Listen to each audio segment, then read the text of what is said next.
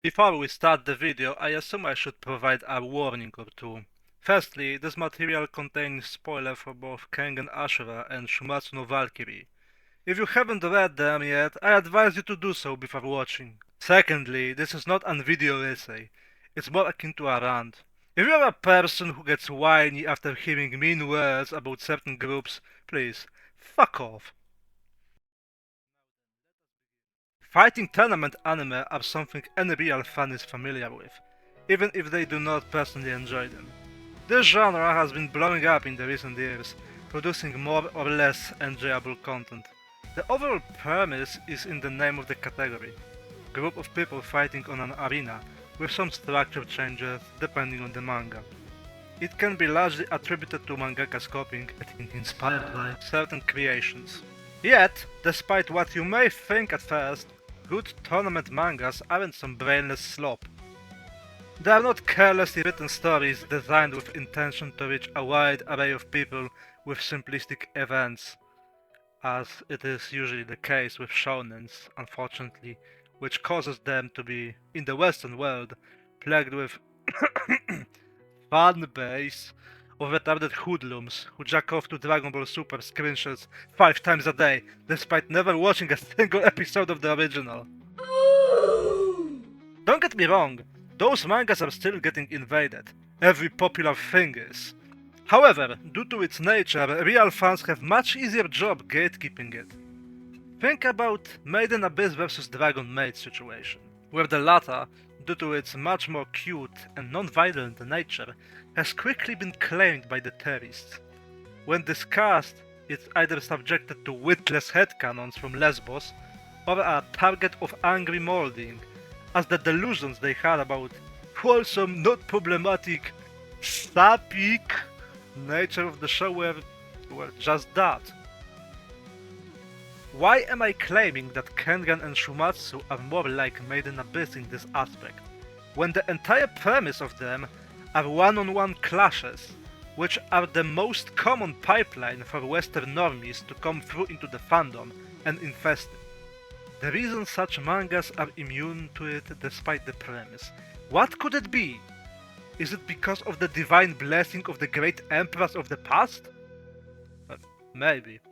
However, it can also be like this due to the violent nature of the aforementioned fights presented on the pages. They force age classification for those stories to be seinen, works targeting mainly adult men. Not like that. This allows mangakas to write plotlines more mature and darker in their nature, often operating on a more complicated intrigue and containing deeper hitting themes. Character arcs touching upon the philosophy, human psyche and the meaning of life, like pros and cons of being a fanboy. Two main players on the scene were Kengan Ashura and Shumatsu no Valkyrie, first starting in 2012 and the second in the late 2017. They were frankly a pure gem, bewitching their audiences with the brilliant choreography, brutal fucking gore and character arcs that made you truly love seeing their interactions with each other on the pages. Well, Kengan Ashura has finished quite a while ago. Its successor, Omega, started decently, but that didn't last. Rain clouds have gathered and harsh times came quickly. The first stage came with an introduction of a shonen villain, the Connecta. The second took the form of turning the aforementioned into a fucking Redditor, together with an absolutely boring, stupid and clumsy mini tournament, complete tarnishing of any foreshadowed events, and doing absolutely nothing with Koga, who is de facto protagonist of this manga. Nowadays, this work resembles an average Twitter user. Stupid, pretty pathetic, but if you have distance, you can at least laugh at it. Shumatsu no Valkyrie, on the other hand, does not seem to have a planned sequel, so the main story shall probably end with the last of the few remaining battles. Due to the monthly release, it will take few years, but the small amount of chapters it will take won't really change. Fans of it will be left with possibility of more spin-offs, which elaborate on the established characters. They are really well written and add more world building and soul, but they unfortunately cannot replace a proper, elaborate sequel plot. But there is no reason to plunge ourselves into despair over the end of a journey. It's only natural some things must come to an end. Even if you have read the available manga chapters dozens of times and you search for some new version of the experience, you always have anime. Look, both of those titles are extremely popular. There is no way! Yeah, here they are. By by Netflix. don't worry though. I'm sure it will be good, right? Right? Yes, both anime adaptations are shit. For pretty similar reasons. And not much is changing about that between the seasons. Despite the weird cope about that, which I am seeing quite often in various places. Let's tackle Kengan first. Now, I want you to take a deep breath, silly boy, and embark on a journey with me. One to the times long gone. Few years ago, to be precise. The period when both Kengan's art style and its plot was at the pinnacle. I want you to remember notable fights from this story. Gaolang vs Kano, Oma vs Ryan, Kano vs Kuroki, and finally Kuroki vs Oma. Now, dear listener, I hope you aren't a retard and have understood my point. The lines are drawn in a dynamic, raw way, giving the scene sense of brutality and roughness, making the gore even more hard-hitting. This is not a small thing, mind you. The way we see things makes us feel different things. Perception of the scene is strongly connected to the visuals. Good gore is a great addition to the action. This particular scene where unstoppable autist crashes against an unmovable old man is a great example of that. From the detail to the drawing as a whole, it makes your heart jump a bit. Sweaty blood-stained bodies of the fighters, tired and bruised, the shocked look in Agito's eyes, making him so relatable in this moment. The moment when his greatest attack has been brutally countered. Look at the white glow around the broken wrist, exposing the damage. Finally, the mangled wrist itself, which is focused on in the next panel. Gross and terrifying image of an absolute destruction. It not only pushes the feeling of Kano getting countered even further, it in fact makes the reader realize that his chances of winning have plummeted in a single move by his opponent. That's why the proper art style and proper gore is so important when it comes to fight scenes. Now, I know this is a pretty basic knowledge, but some fucks apparently don't know that! Where the fuck do we even start? Entirety of Netflix Kengan is animated in CGI. Now, this may be a controversial thing to say, but 3D is no longer as jarring in anime as it used to be. That doesn't mean it should be on the screen for 100% of the runtime, you godforsaken morons! Dynamism, brutality, and the soul of the clashes? Gone! The hard-hitting feelings we experienced during those scenes in the manga? Gone as well! Instead, we are presented with two clunky automatons going at it in a mechanic motions, with inhuman 1,000-yard stare present on their faces most of the time. What exactly am I supposed to feel during anime adaptation of Dragon Shot misfiring? Because what I felt was not much at all, and I am not certain any of the participants did either. Kano looks vaguely surprised, but it didn't really reach his eyes. Kuroki on the other hand looks like he's shitting while constipated, similar to a way in which this show shits on the source material. Both are covered in red paint, trying to poorly imitate gore, as if it's a fucking scene from a high school theater performance. Is that a hard thing to do? I don't have to mention that the wrist isn't exposed in any way, shape or form aside from a close-up that takes away from the shocking nature of the counter, as it is revealed to us before the full scene is.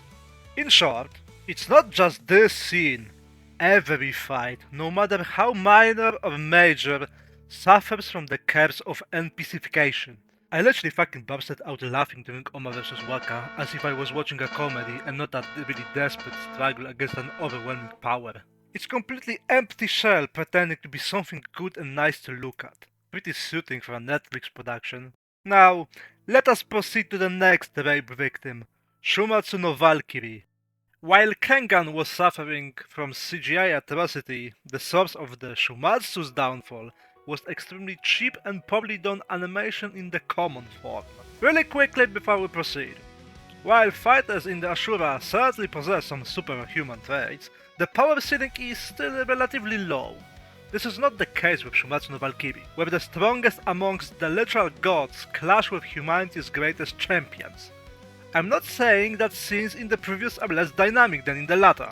On the contrary, even more down-to-earth sequences can be drawn in an extremely epic ways. However, there is a thing one must observe. Abilities present in the duels in the second manga often are greater in scale. Larger AoEs and feats of divine speed. It would take a lot of sweat and blood to properly recreate those in animated form. How did the Netflix anime solve this problem then? The answer is simply that they didn't.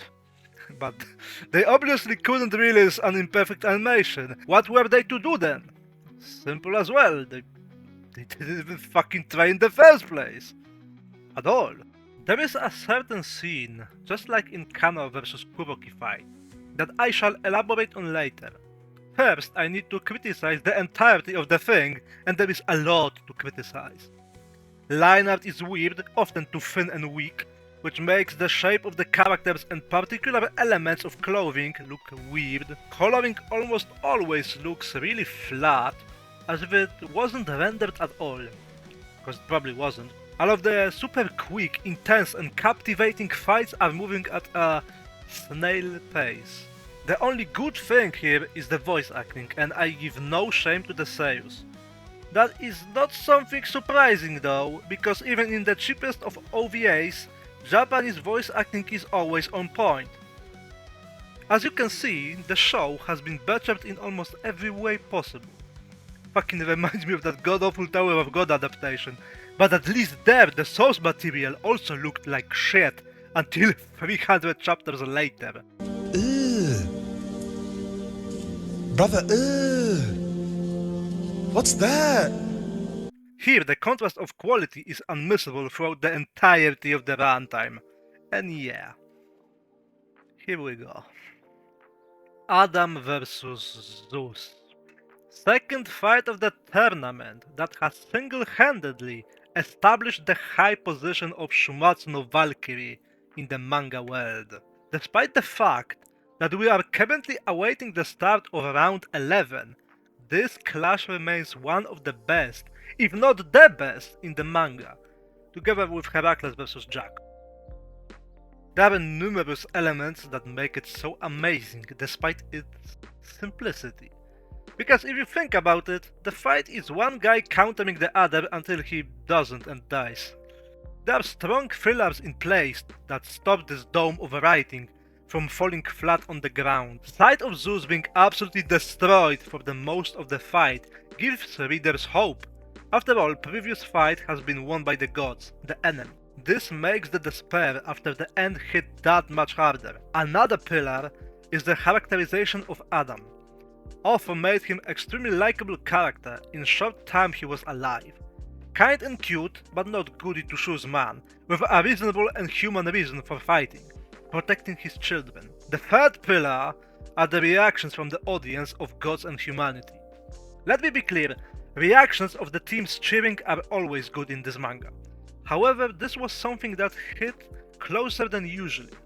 We, the readers, are perfectly mirrored in this round. It is our happiness and hope present on the stand. We all get stressed when Loki notices Adam's flaw and the countdown begins. Finally, we, the people, feel the despair mixed with still present hope when the final slugfest begins.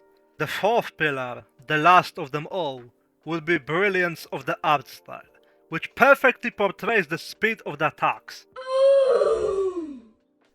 Even though the finale is just a brawl in a clutch, due to how it is drawn, you can clearly see the unbelievable speed of the action, power of the blows dealt and the spirit of the contestants.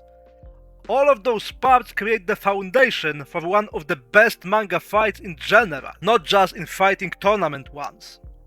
This is how it looked in anime.